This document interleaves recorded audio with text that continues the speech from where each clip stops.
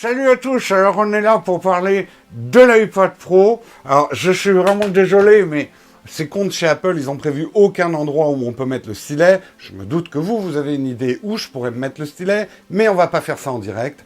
On est là donc pour parler des iPads. En fait, au début, j'avais prévu de vous faire la review du nouvel iPad Pro 9,7 pouces. Mais à fur et à mesure que j'écrivais cette review, il y a beaucoup de choses que j'ai déjà dit dans le test de l'iPad Pro 12,7 pouces. Vous retrouverez cette review complète en suivant le lien qu'on va mettre quelque part vers le haut. Et je me suis dit que finalement, le plus intéressant pour vous, c'était de vous faire un guide d'achat d'iPad. Comment choisir entre l'iPad Pro, le petit, le grand, ou un iPad Air 2, voire un iPad mini. C'était certainement beaucoup plus pertinent pour vous. Et bien, c'est ce qu'on va faire tout de suite.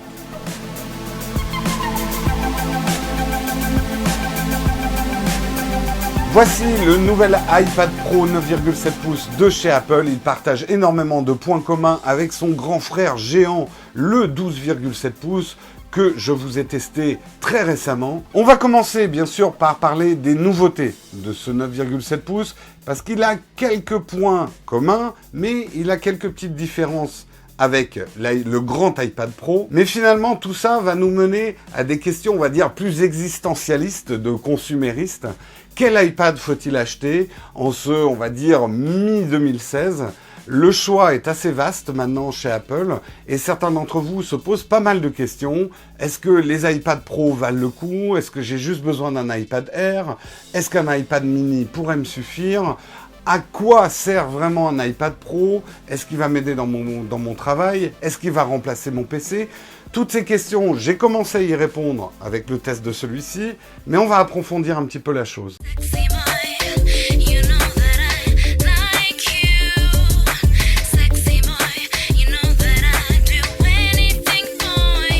Pour parler des nouveautés de cet iPad Pro 9,7 pouces, il faut parler également de ses ressemblances. Alors, je voudrais faire une petite note avant de commencer. De temps en temps, je vais parler de l'iPad Air 2. Bien, en fait, je n'en ai pas. Je n'ai que l'iPad Air 1. Donc, vous faites comme si vous n'avez rien vu. Quand vous voyez des visuels de l'iPad Air 1, en fait, c'est l'iPad Air 2. Ok ? On est d'accord ? Vous me suivez. En termes de design, beaucoup de similitudes entre le petit iPad Pro et le grand iPad Pro. D'abord, on retrouve le Smart Connector. Pour l'instant, il n'y a pas de clavier AZERTY compatible à la fois avec le Smart Connector et cette taille-là d'iPad Pro. Donc ce que je vous propose, c'est qu'on parlera de clavier dans une autre vidéo, quand il y aura un vrai clavier AZERTY sorti soit par Apple, soit par d'autres, qu'on puisse le tester ensemble. Et d'une manière générale, pour l'instant, d'autres constructeurs n'ont pas vraiment sorti d'accessoires qui soient compatibles avec ce Smart Connector. Il ne sert que pour des claviers. L'avenir nous dira si Apple a réussi à faire passer ce connecteur chez d'autres constructeurs. Ce qu'on retrouve bien sûr, c'est son système d'enceinte, ces 4 enceintes qui produisent un son beaucoup plus puissant et surtout qui s'adapte selon la manière dont vous tenez votre iPad pour faire passer les aigus au-dessus et les graves en bas. C'est franchement très efficace. Je vous montre là un comparatif entre l'iPad Air 1 et cet iPad Pro au niveau de la puissance. Alors, c'est pris avec le très mauvais micro interne de mon appareil photo, donc le son n'est pas très bon, mais jugez déjà de la puissance. Si vous voulez voir un autre comparatif son, j'en ai fait un dans le test de l'iPad Pro 12,7 pouces.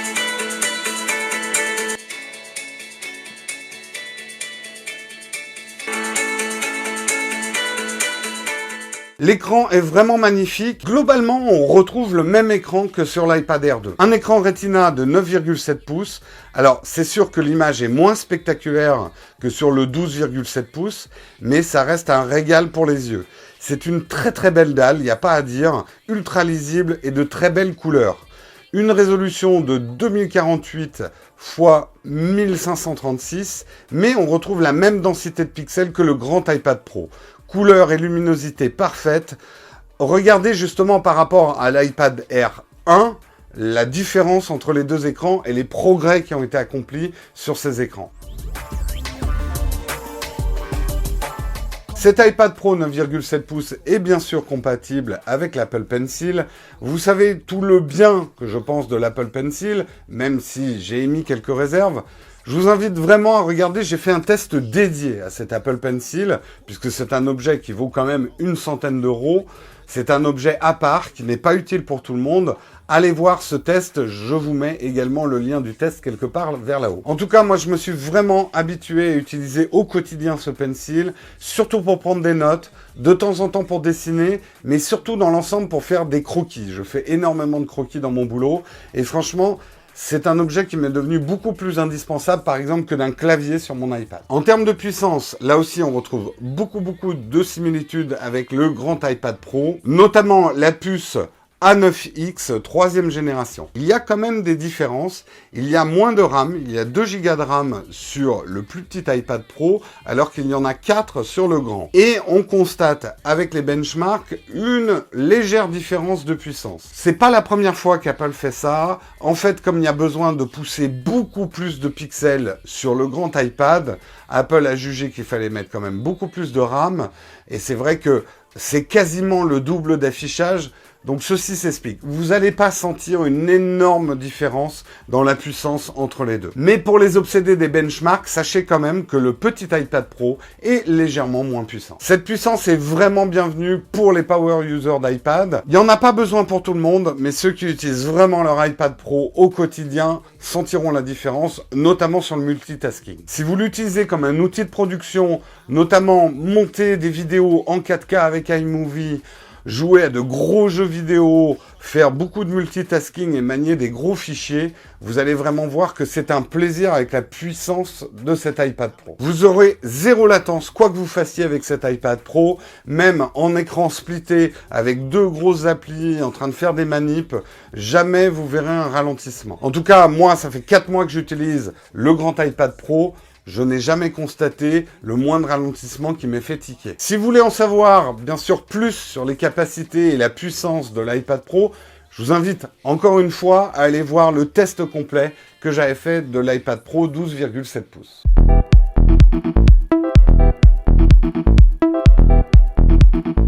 Mais sur cet iPad Pro 9,7 pouces, il y a quand même 3 nouveautés par rapport à son grand frère. D'abord, au niveau de l'appareil photo, on retrouve le même appareil photo que sur l'iPhone 6S, flash compris, et ça c'est une nouveauté sur iPad. Idem, la caméra de façade passe à 5 mégapixels. Hélas, cela crée une légère protubérance puisque l'appareil photo ressort de l'iPad, mais très honnêtement, beaucoup me demandent si posé à plat ça bouge.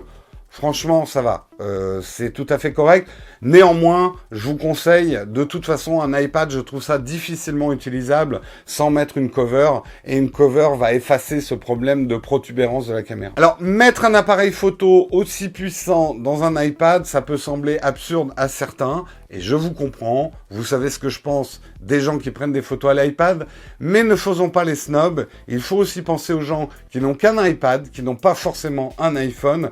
Et du coup, ça leur met quand même un bon appareil photo entre les mains. On est content pour eux. Tant qu'ils prennent pas des photos devant moi, tout ira bien. De plus, ça nous amène à quelques utilisations, mais j'en parlerai tout à l'heure quand je rentrerai vraiment dans certaines spécificités. C'est pas si bête que ça d'avoir mis le meilleur appareil photo qu'ils avaient dans leur dernier iPad Pro. Une nouveauté également dans ce format d'iPad Pro, c'est le True Tone. Le True Tone, c'est quoi ? Le principe, c'est en fait le principe d'une feuille de papier. Si vous posez une feuille de papier sur votre bureau et que vous changez l'éclairage, que vous mettez de l'éclairage jaune ou de l'éclairage bleu, l'éclairage avec des ambiances différentes, la feuille de papier va refléter finalement par réfraction cette température ambiante. Là, le principe, c'est que grâce à des capteurs, l'iPad va faire pareil et donc devenir plus ou moins jaune, plus ou moins bleu, selon la température des blancs qu'il y a autour de vous. Le principe étant de simuler cette feuille de papier et donc de faire disparaître la conscience d'un écran. Franchement, quand j'ai vu la présentation, je me suis dit, gros bullshit, c'est n'importe quoi cette histoire, qu'est-ce qu'ils nous ont foutu comme gadget, tout ça pour nous vendre un iPad plus cher. Eh bien, à l'usage, ça marche super bien et c'est assez pratique. J'avoue que j'en suis vraiment jaloux parce que moi, je vais pas l'avoir dans mon grand iPad Pro. C'est unique à cette taille-là d'iPad. Et quand vous dessinez ou que vous lisez quelque chose sur l'iPad, c'est très très agréable. Vraiment, l'écran s'efface justement grâce à cette technologie. Bravo Apple, en tout cas, d'avoir mis ça au point. On a vraiment l'impression d'avoir beaucoup moins affaire à une image artificielle. Une toute petite différence également, c'est que pour la première fois dans le modèle cellulaire, donc que je n'ai pas, vous aurez une carte Apple SIM intégrée. Pour l'instant, il n'y a aucun opérateur français qui est compatible avec cette carte Apple SIM, donc je vais même pas en parler. Mais sachez que ça existe. Mais à part ces petites nouveautés, franchement, c'est kiff bourricot. À part une question de taille, on retrouve quand même cette même sensation de puissance, ce même écran, ce même plaisir à travailler. Mais finalement, on se retrouve avec la même question. Qu'est-ce que je dois prendre? Est-ce que je dois prendre un iPad Pro? Est-ce que je dois le prendre en gros, en petit? Un iPad Air, un iPad mini? Bref, toutes ces questions auxquelles on va tâcher de répondre maintenant.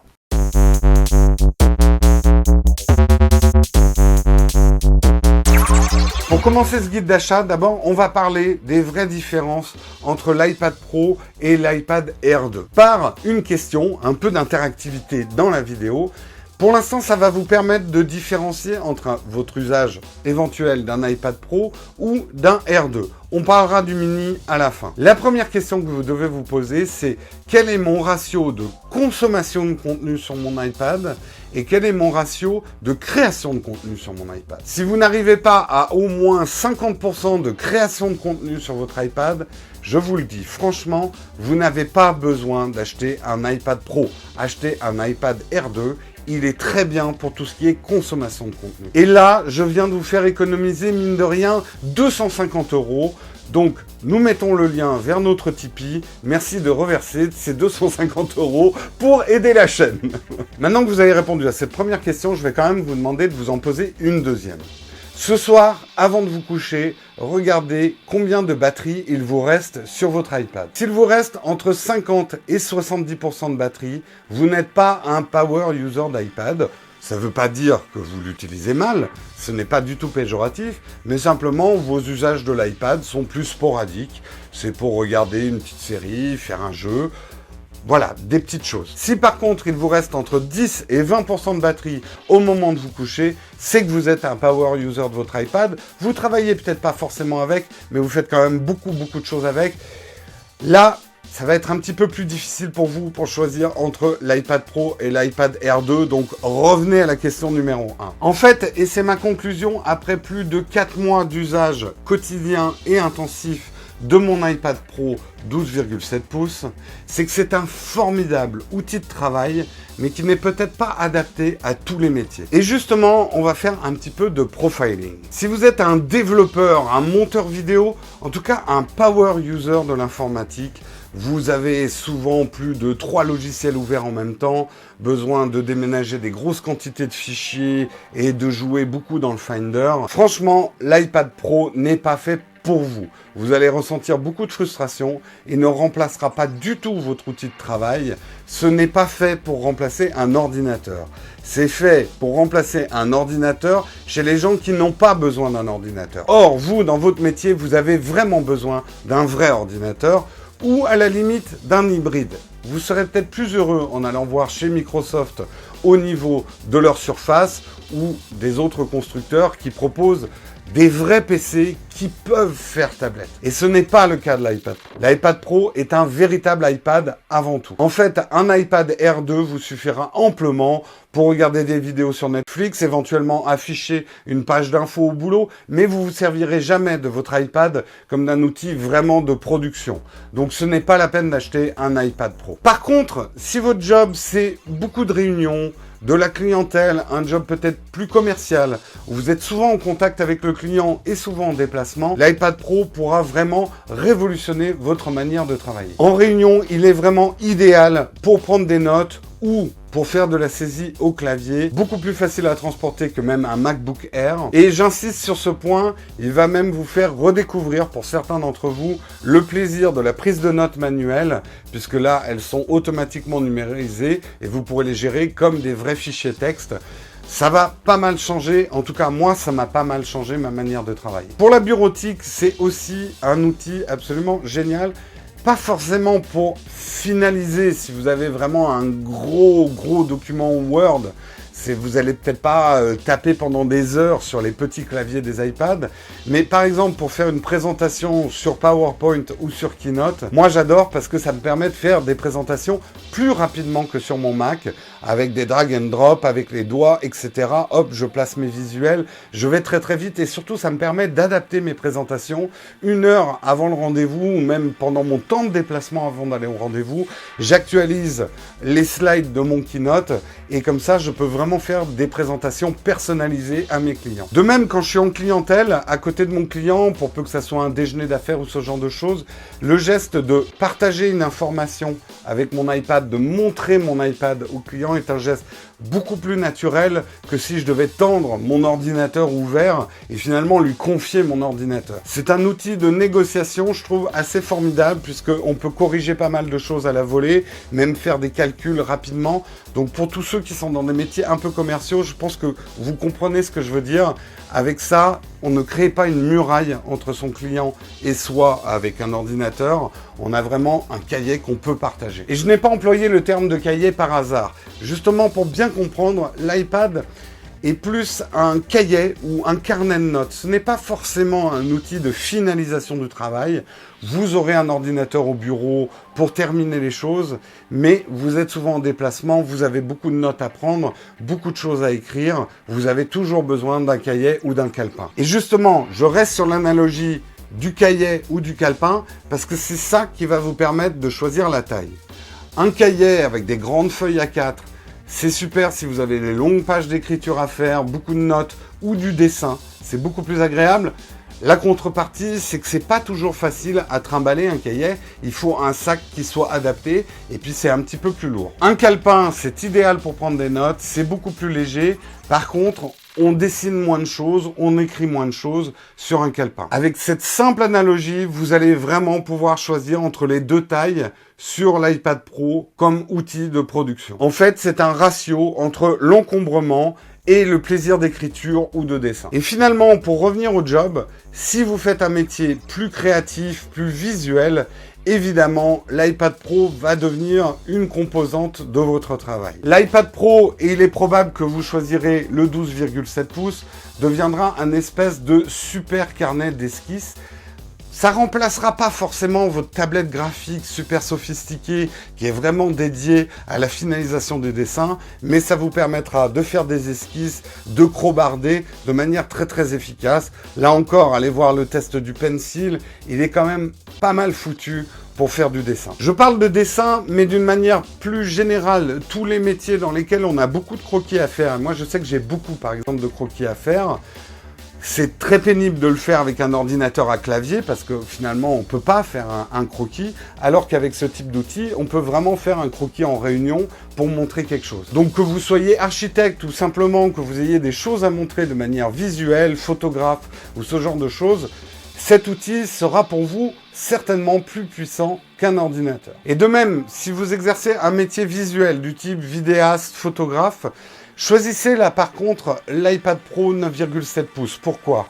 Avec son excellente caméra héritée de l'iPhone 6S, vous allez pouvoir, mine de rien, faire des petites vues comme ça, un petit montage rapide sur iMovie. Ça va vous permettre de faire comme ça des storyboards animés ou de capturer beaucoup plus facilement en repérage des choses.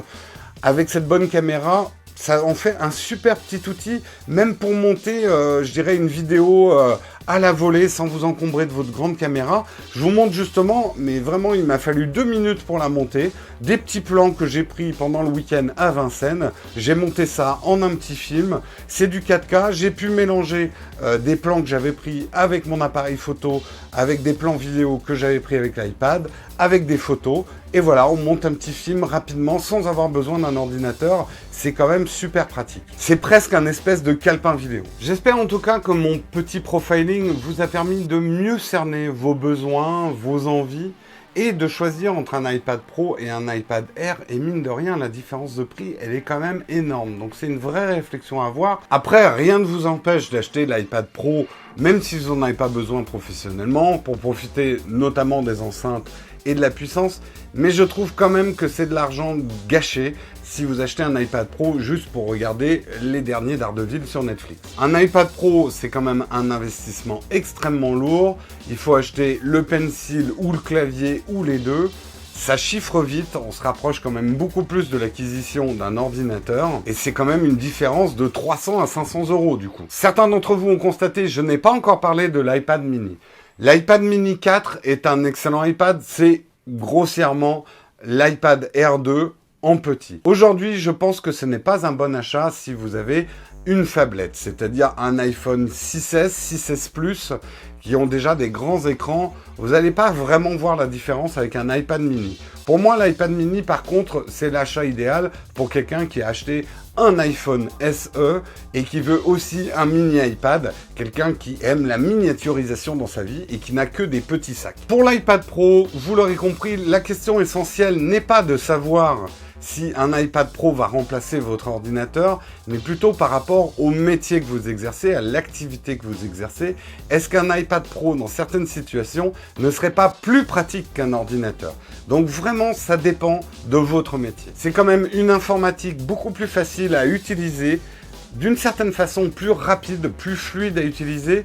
Et c'est vrai que je pense notamment à certaines personnes dans les entreprises qui sont à des jobs plus commerciaux et où il y a un peu plus de bureautique et qui se perdent un peu dans les systèmes de fichiers et la véritable utilisation d'un ordinateur et qui n'ont pas forcément envie de savoir. Leurs besoins informatiques seront peut-être mieux remplis par un iPad Pro où tout est plus simple, tout est enregistré automatiquement, on voit pas les fichiers, mais on sait que tout est là. Ça fait peut-être rire certains d'entre vous qui regardez ces émissions, vous êtes des power users de l'informatique, vous demandez qui de nos jours se paume dans des systèmes de fichiers ou qui a l'impression que sa poubelle a avalé les fichiers. Mais regardez un petit peu autour de vous dans votre entreprise ou même vos parents, dans la famille, vous verrez qu'il y a des gens qui rentrent très très bien dans ce que je décris et qui ont des besoins informatiques mais qui veulent pas un vrai ordinateur. C'est vrai que la gamme Apple d'iPad est devenue un petit peu complexe en cette année 2016. On ne sait pas bien quelles orientations va prendre Apple pour l'avenir. Est-ce que les iPad Pro vont devenir la norme et tous les iPads vont devenir des pros? Ou est-ce qu'il y aura un iPad Air 3? Est-ce que Apple va splitter finalement des iPads réservés aux gens qui consomment du contenu et aux gens qui produisent du contenu avec deux gammes différentes? Moi personnellement, je pense que c'est la démarche qu'ils vont prendre chez Apple, mais je me trompe peut-être. Peut-être qu'ils vont tout uniformiser. Ça ne veut pas dire, par exemple, que dans l'iPad Air 3, ça ne sera pas compatible avec le Pencil. Ça sera plus une question de positionnement prix et d'accessoires. Et vous, qu'est-ce que vous en pensez? Est-ce que Apple va garder une gamme pro, une gamme pas pro dans ses iPads? En tout cas, j'espère que ce guide a été utile à certains d'entre vous qui sont en phase d'achat d'iPad. Et n'oubliez pas, si vous avez aimé la vidéo, de nous mettre un petit thumbs up. Ça aide beaucoup, ça permet à la vidéo d'être vue par plus de monde, donc ce n'est pas innocent. Et sur ce, je vous salue bien bas et je vous retrouve dans une prochaine vidéo.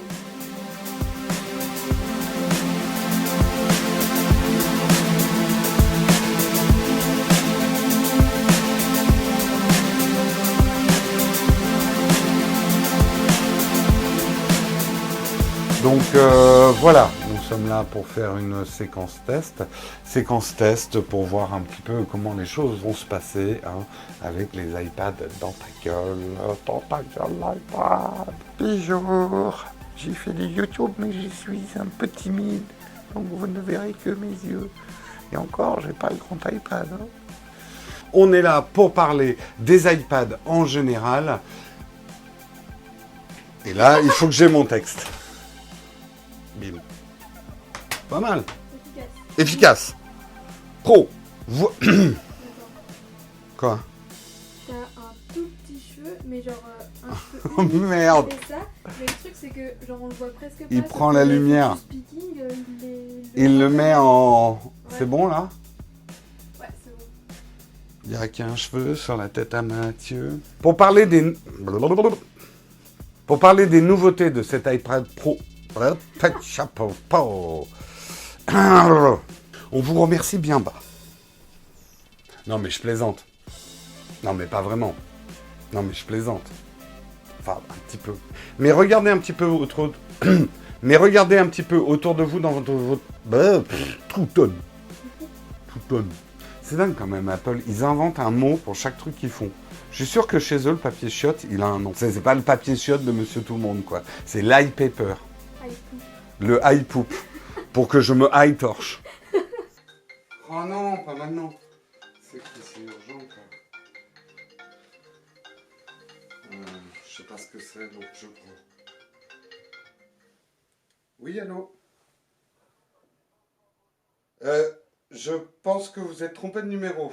Ce n'est pas Frédéric au téléphone, c'est Jérôme. Vous avez quoi comme numéro?